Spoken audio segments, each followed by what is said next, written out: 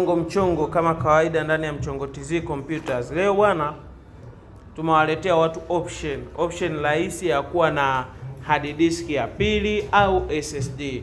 Ukiwa na kompyuta kama hii hapa ni HP. Hizi kompyuta zote ambazo zina mlango wa CD kama hii hapa, ukiamua unaweza kuweka hard disk ya pili. Hii hapa unajipatia kwa shilingi 25,000.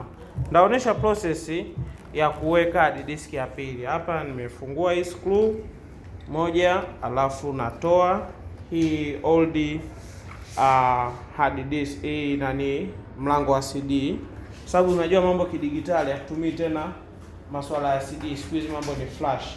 Alafu na unbox hii second drive hii, kama unavyoona inakupa option ya kuinstall hard disk au SSD ya 2.5 kwenye hii hapa. Kwa hiyo hapa ni sehemu ambayo unafunga hard disk, unapata screw zako hapa 4 kwa ajili ya kuhandle hard disk hapa, na cha kufungulia bure kabisa. Kwa hiyo hii hapa inakuja kuwa replacement. Ukiangalia njia zake zinafanana, zote ni SATA. Kwa hiyo ukiweka hard disk hapa, unatoa cover, alafu hii unaiweka hii sehemu.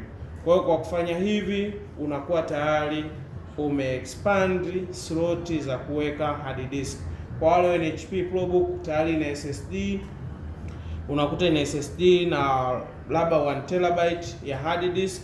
Kwa hiyo kwa kuondoa hii sehemu ya CD ambayo wengi mnayo hauitumii, unaweza ukapata slot ya kuweka another hard drive au SSD kwa ajili ya kupata storage space kubwa zaidi. So karibu Mchongotz, ujipatie hiki kitu kwa bei ya offer ambayo ni 25,000 tu. Karibu sana.